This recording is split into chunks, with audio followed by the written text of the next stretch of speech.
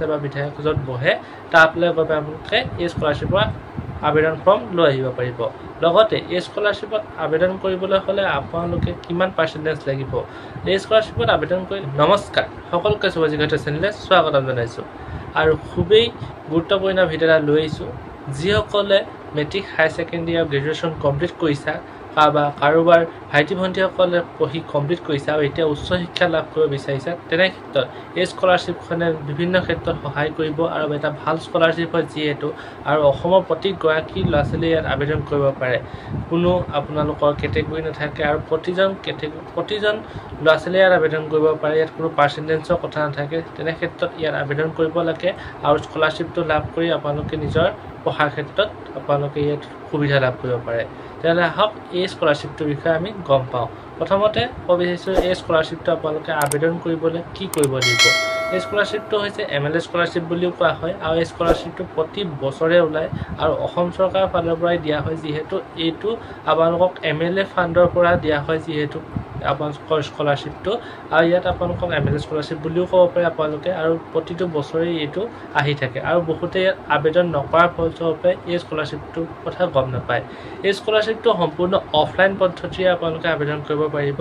আপোনালোকে কেনেকৈ কৰিব মই কৈ দিছোঁ প্ৰথমতে আপোনালোকে এই স্কলাৰশ্বিপটো আবেদন কৰিবলৈ হ'লে আপোনালোকে নিজে আপোনালোকৰ সমষ্টিৰ যি MLA জন আছে বা বিধায়কজন আছে আপোনালোকৰ তালৈ গৈ পিনে আপোনালোকে স্কলাৰশ্বিপৰ কাৰণে আবেদনৰ কাৰণে ফৰ্ম ল'ব পাৰে নহ'লে আপোনালোকৰ যি উপায়ুক্ত কাৰ্যালয় আছে তালৈ গৈ আপোনালোকে এই স্কলাৰশ্বিপৰ ফৰ্ম লাভ কৰিব পাৰিব আৰু ইয়াৰ স্কলাৰশ্বিপৰ আপোনালোকৰ যি অনলাইনত আপোনালোকে এখন ফৰ্ম পায় সেই ফৰ্মখন আপোনালোকে পাব কিন্তু সেইখন ফৰ্মত আপোনালোকে ফিল আপ কৰিলে নহ'ব কাৰণ যিখন আপোনালোকৰ উপায়ুক্ত কাৰ্যালয়ৰ পৰা দিয়া হয় লগতে বিধায়কৰ ঘৰৰ পৰা দিয়া হয় বা অফিচৰ ফালৰ পৰা দিয়া হয় তাত আপোনালোকৰ চিল মৰা থাকে আৰু সেইখনে আপোনালোকক তাত ছাবমিট কৰোঁতে ল'ব যিখন অনলাইনত লোৱা হৈছে সেইখন তেখেতসকলে নলয় বা তেখেতসকলে পিছত আগুৱাই নিনিয়ে সেইটো কাৰণে আপোনালোকে উপায়ুক্ত কাৰ্যালয় নিজৰ সমষ্টিৰ আৰু নিজৰ জিলাৰ নহ'লে আপোনালোকৰ নিজৰ সমষ্টিৰ যিজন বিধায়কৰ ঘৰ আছে বা বিধায়ক য'ত বহে তালৈ গৈ আপোনালোকে এই স্কলাৰশ্বিপৰ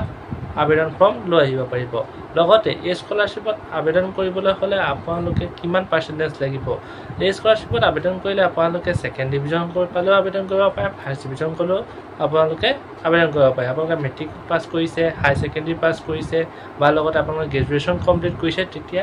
আটাইকেইটা পৰীক্ষা পাছ কৰিলেও আপোনালোকে ইয়াত আবেদন কৰিব পাৰিব যদিহে আপোনালোকে মেট্ৰিক পাছ কৰিছে তেতিয়া আপোনালোকে হায়াৰ ছেকেণ্ডেৰীত এডমিশ্যন ল'ব লাগিব তেতিয়া আপোনালোকে ইয়াত আবেদন কৰিব পাৰিব বা আপোনালোকে যদি হায়াৰ ছেকেণ্ডেৰী পাছ কৰিছে আপোনালোকে গ্ৰেজুৱেশ্যনত এডমিশ্যন ল'ব লাগিব তেতিয়া ইয়াত আপোনালোকে আবেদন কৰিব পাৰিব লগতে পাৰ্চেণ্টেজৰ ক্ষেত্ৰত আপোনালোকৰ 60% প্লাছ সকলে পাব বুলি তেখেতসকলে ক'ব পাৰে কিন্তু ছেকেণ্ড ডিভিজনলৈকে 45-48%টো বহুত ষ্টুডেণ্টে প্ৰতি বছৰে পাই থাকে সেইটো কথা আমি জানো কাৰণে মই কৈছোঁ আৰু আপোনালোকে আবেদন নকৰাকৈ নাথাকিব আবেদন কৰিব আৰু লগতে ডকুমেণ্টছ আপোনালোকৰ কি লাগিব ডকুমেণ্টছ আপোনালোকৰ যিবোৰ ফৰ্মখনটো আপোনালোকে ফিল আপ কৰিব যদি ফৰ্মখন ফিল আপ কৰিব নাজানে বা অসুবিধা হয় তেনেহ'লে আপোনালোকক মই দেখাই দিম নেক্সট ভিডিঅ'ত কেনেকৈ ফৰ্মখন ফিল আপ কৰিব লাগিব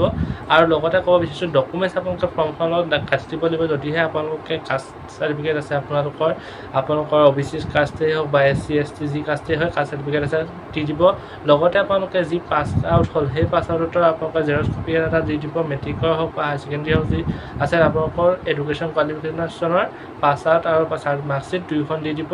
লগতে আৰু PRC-খন দিবলৈ পাহৰি নাযাব আৰু বেংক একাউণ্টৰ ফাৰ্ষ্ট যিটো আপোনালোকৰ একাউণ্ট নম্বৰ থাকে য'ত আপোনালোকৰ নাম থাকে সেই কপিখন জেৰক্স কৰি পিনে আপোনালোকে লগত গাঁঠি দিব আৰু তাৰ আপোনালোকৰ ফটো থাকিবই আধাৰ কাৰ্ড আৰু ID প্ৰুফ হিচাপে দিব পাৰে আধাৰ কাৰ্ড বা ভোটাৰ কাৰ্ড এখন আপোনালোকে ID প্ৰুফ হিচাপে দিব পাৰে আৰু বহুতৰে প্ৰশ্ন আহে যে মোৰ আধাৰ কাৰ্ড নাই বা মোৰ বেংক একাউণ্ট নাই মই এতিয়া মাহঁতৰ দিলে হ'ব নাই এই স্কলাৰশ্বিপত আপোনালোকে সেইটো সুবিধা পায় আপোনালোকে নিজৰ মাহঁতৰ নহ'লে আপোনালোকৰ দেউতাৰ ভাগৰো দি পেলাই আপোনালোকৰ আধাৰ কাৰ্ড হওক ভোটাৰ কাৰ্ড হওক বা বেংক একাউণ্ট হওক দিব পাৰিব সেইটো কাৰণে এইটো স্কলাৰশ্বিপৰ এটা বেনিফিট হয় আৰু এটা কথা কৈছোঁ এডমিশ্যন যদি আপোনালোকে লোৱা নাই যদিহে আপোনালোকে এডমিশ্যন লোৱা নাই তেতিয়া ইয়াত আবেদন কৰিব পাৰিব আবেদন নকৰাকৈ নাথাকিব প্ৰতি বছৰে স্কলাৰশ্বিপ আহে আৰু বহুতো ল'ৰা ছোৱালীয়ে আবেদন নকৰাৰ ফলস্বৰূপে এই আবেদন মানে বহুত থাকি যায় আৰু বঞ্চিত হ'বলগীয়া হয় যিহেতু আৰু এই স্কলাৰশ্বিপৰ এমাউণ্ট আপোনালোকে 5,000 পৰা 10,000 ভিতৰত পাই যাব 5,000 ষ্টাৰ্টিং হয় 5,000 ভিতৰত আপোনালোকে 10,000 ভিতৰত কিবা এটা এমাউণ্ট পাবই আৰু এইটো স্কলাৰশ্বিপ সম্পূৰ্ণ চৰকাৰী স্কলাৰশ্বিপ হয় সেইটো কাৰণে আপোনালোকৰ কোনো প্ৰব্লেম নহয় আৰু যদি আপোনালোকে এপ্লাই কৰাত কিবা অসুবিধা পায় কমেণ্ট কৰিব মই নেক্সট প্ৰচেছ কেনেকুৱা হ'ব কি হ'ব মই ধুনীয়াকৈ বুজাই দিম আপোনালোকে যদি কিবা বুজাত অসুবিধা পৰিছে কমেণ্ট কৰিব মই নিশ্চয় উত্তৰ দিম তেতিয়াহ'লে আজিলৈ আহিছোঁ ধন্যবাদ